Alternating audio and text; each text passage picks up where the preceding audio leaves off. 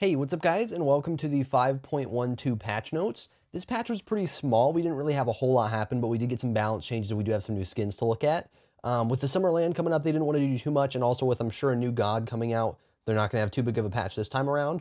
But from what I was hearing on the patch notes show, it looks like they're going to have a pretty big patch coming up probably within the next, I think, month or so, which will be pretty exciting.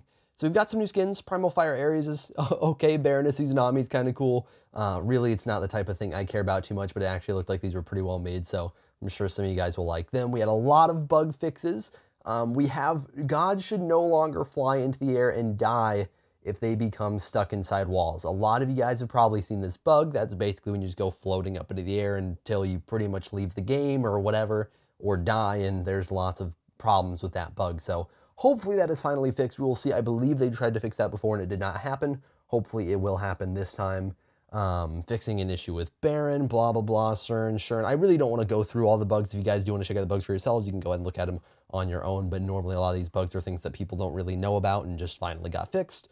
On to item changes. Reinforced shoes and reinforced greaves got buffed, so they increased health from 75 to 100 and increased the max passive stacks from 6 to 7. So this is a pretty slight change to try and improve reinforced shoes and reinforced greaves in the meta, because right now we're mostly seeing Shoes of Focus, Shoes of Magi, Warrior Tabby, and Ninja Tabby. And so they're trying to buff those shoes up that are more tank focused and kind of more for crowd control reduction and protections. So that's cool. It's a good change because I do think that they're definitely weaker than the other shoes. And also Traveler's shoes and Talaria boots are getting a change. So Traveler's shoes going from magical power 20 to 25. This is a really small change. I don't think this matters much at all for Travelers.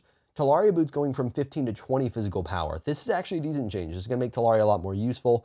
I never buy Talaria. I actually might start buying Talaria a little bit because 5 physical power matters way more than 5 magical power.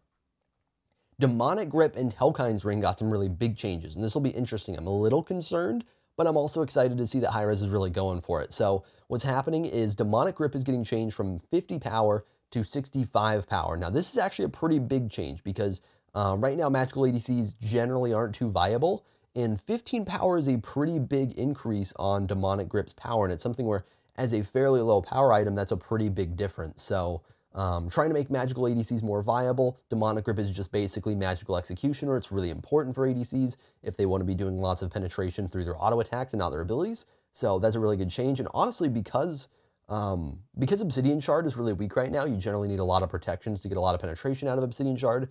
This is going to be a really big deal. We could see magical ADCs come back quite a bit in the form of Soul, in the form of Freya, and in the form of Kronos are really the main ones I'm thinking of.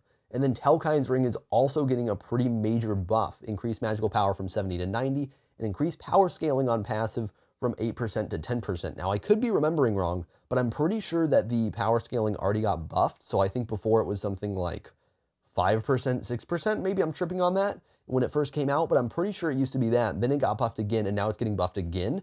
So 10% power scaling on passive is a really big deal. So basically right now, mage autos hit much weaker, but when you're getting another 10% of your power into those auto attacks, that's going to be a really big increase in magical auto attack damage. Hellkind's is looking much more viable getting it as a late game item. Right now in God Balance, Artemis got a pretty big nerf to her ultimate, decreased CC immunity from 3 seconds to 1.5. Really, this is just because 3 seconds of CC immunity on an ability where you can free roam, where you aren't movement locked, is pretty insane. And since Artemis is becoming more popular, they thought they'd tone it down quite a bit. This is definitely a decent nerf to her ult, but I think it's one that makes sense. I think 3 seconds of CC immunity is just kind of stupid when you're already running around, so I think that's definitely a good change. And if she needs buffs, they should be buffing other parts of her kit. Athena ult got a little bit of a nerf. This isn't that big of a deal, but decreased the base damage from 350 to 750 to 350 to 670. So basically, this is going to be trying to nerf Athena ult in the late game when she's rotating out of base generally, if she wants to ult from base to a team fight. And then increase the cooldown from 110 to 90 to 110 at all ranks. I think this is a good change as well. Again, really just targeting her late game phase where she can basically ward, maybe go for a quick dash taunt, get out, back, go back to full HP because she's out healing and fountain, and then ult back into the fight. And that's kind of a nutty thing that you can do a lot of the time. So they're trying to nerf that and make it not quite as viable to at least do as often. So Baron 70 obviously has had a pretty big impact on Conquest since he's been added to the game, and they're adding quite a few nerfs to him. A lot of these are actually nerfs that are fixing kind of issues they didn't really mean to bring in to the current Baron. So I don't think it shows in the patch, but I heard that they fixed the Baron Brew, I think it says here, combined with a few other bug fixes that will also lower his damage output, such as not gaining 10% magical power while consuming Baron Brew. Yeah. So, I don't know if you guys know about this. I'm sure some of you do, but consuming Baron's Brew actually buffed Baron's magical power by 10%. Originally, this was something that they tried at some point before PTS, I believe, and they decided not to go with it, but they forgot to take it out of the game. So on adding it to the live servers, it still happened. It just wasn't supposed to be there. They've finally taken that out, and they've done some other things too. So Hysteria, decreased bonus damage targets take while at max Hysteria from 25% to 20%. That's a good change. Hysteria is pretty easy to stack up, and so that's a good way to just kind of make it a little less OP. Vivid Gaze fixed an issue where the second beam hit did 30% of the first beam's damage rather than the listed 15%, which is a pretty big deal. I kind of felt like that might be a thing. I felt like the two beams did more than they should, and apparently they did. Reduced magical power scaling from 80% to 70%. This one, I honestly don't even know if we need as much. I kind of wish they just did this, because the second beam hitting for 30%, I don't know about you guys, but I almost always tried to aim the second beam whenever I was boxing a god, so that's a 15% damage right there. That's a really big deal. So maybe overdone, but it's probably fine. Baron feels really strong right now. With the Wrap It Up, his 3 fix an issue where targets with root immunity were still being rooted. Did not realize that was a thing. I don't think I ran into that, or maybe I just didn't notice, but it's definitely obviously a good bug fix. And Life of the Party's ultimate decreased base damage on hit from 140 to 420 to 100 to 380. Definitely think this is a good change. His ultimate in general hits a little bit too hard, and it hits definitely too hard in the early game. So I definitely feel like nerfing the damage on hit from 140 to 100 is strong, but I feel like it's a good change because late game it feels like it's pretty good and just good as is, I think.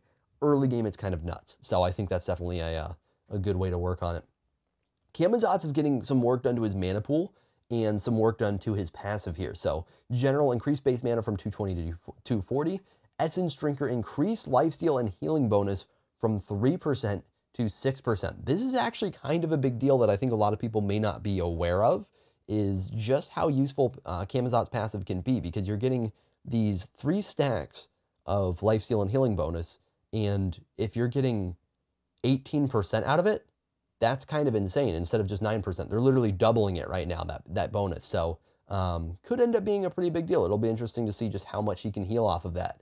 And Screech decreased mana cost from 60 to 80 to 50 to 70. I could be wrong. I could have sworn they changed his 2 as well to be a little lower mana. Maybe I'm tripping on that. I could have sworn I saw that in the patch notes when I saw it live. I don't know. Anyways, Shurnabog. So Shurnabog, you know, one of the newer gods, he's still getting a little bit toned down because generally the newer gods are strong, which is fine. So decrease the attack speed buff from Vicious Barrages 2 from 30% to 70% to 20% to 60%. Definitely think that's a little bit of a good change. I mean, he was pretty much Artemis before. Artemis has an insane attack speed steroid. This was an insane attack speed steroid. So I think it's good to tone it down a little bit.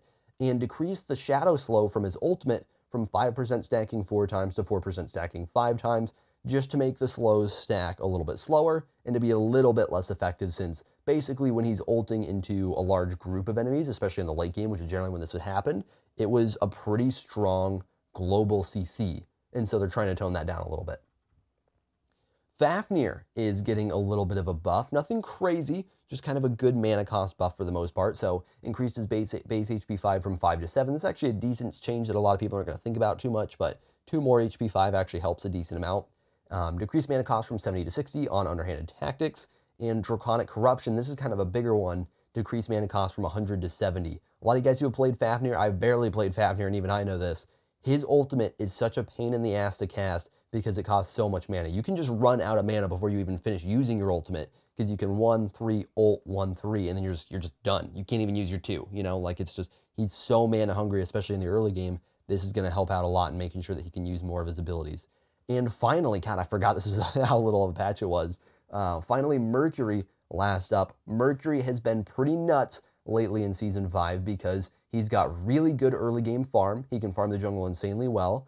And late game, he's Mercury. So that's been a little bit too strong where he can farm really well into getting into the late game and then get to the late game and be Mercury. So decrease the base damage from his 1 from 90 to 210 to 70 to 210. So basically late game, and not even really late game, more like mid game, he maxes first always on Mercury. It's still going to be doing the same damage, but 90 to 70 is going to hurt his early game clear a little bit, and it's going to kind of scale up a little bit slower, which as someone who's played Mercury recently, I feel like it's definitely a good change, because I commented on stream multiple times when we played him recently that just, it's stupid how quickly you can farm with Mercury right now. His 1 does so much damage as soon as you get it, and it's just really easy to clear every buff camp. Every buff camp's pretty much 2 or 3 harpies. You can hit that with your 1, and it makes it insanely easy to clear. So good change, and it's going to make Mercury a little bit less strong, but still have the same PvP potential for the most part. He's going to have a slightly weaker early game, but it's not going to change too much. But there's the patch, guys. Sorry, it's a small one. Nothing I can really do about it. Hopefully next one will be a little bit more exciting. I know that Pele is probably coming into the game soon. I'm excited about that. I've been trying to follow Pele a little bit, and definitely excited to see whenever that gets revealed. So thanks for watching, guys. Hopefully you enjoyed the video, and I'll see you all in the next one.